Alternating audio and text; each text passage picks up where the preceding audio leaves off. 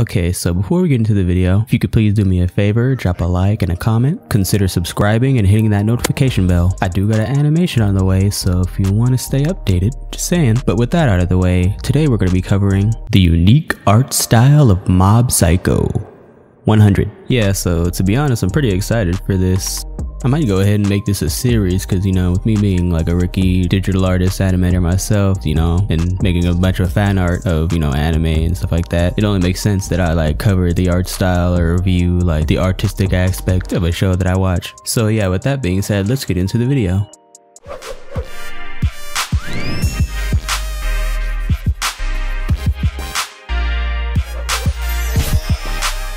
To be honest, Mob Psycho has a pretty simple art style. It doesn't really matter though, because they managed to convey a pretty interesting plot. Not only that, but this show also has arguably some of the best animation shonen has seen. I'd explain it, but it's better I show you. Here's a clip.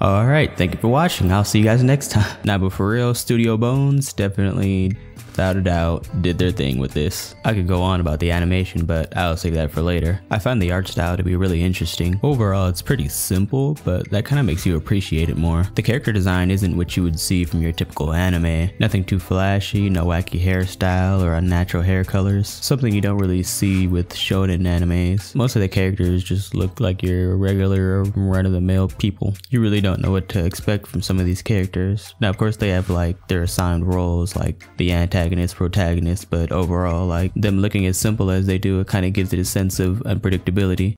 I also like how sometimes they'll insert these frames of highly detailed, shocked faces. It's funny because they'll catch you off guard, like 1 second, you know, you just see the simple art style and they're just kind of talking or something, and then like they say something out of hand and it just zooms in on their face and it's all wacky looking. It really shows the range of some of the artists. They're able to just go back and forth between, you know, highly detailed stills and, you know, the simpler animation and whatnot. It's pretty cool.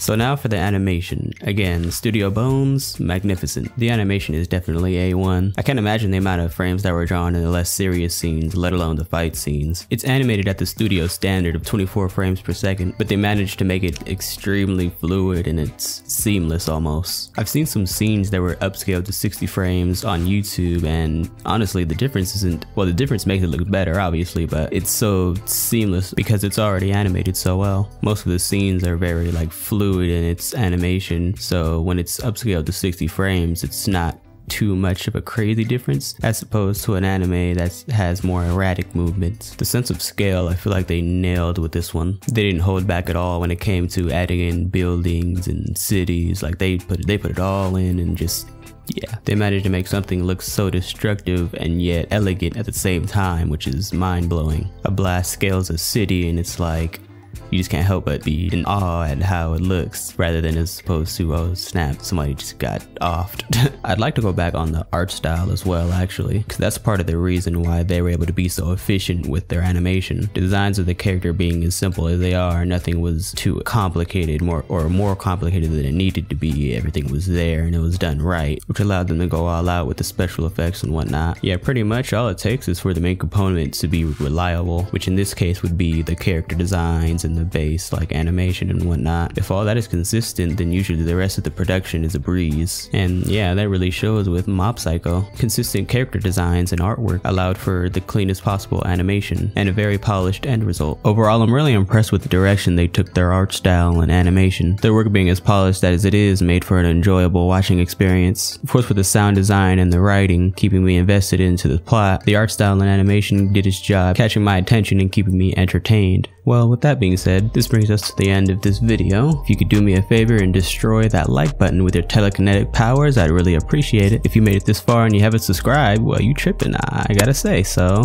go ahead and hit that red button, hit the notification bell, and well, I'm signing out.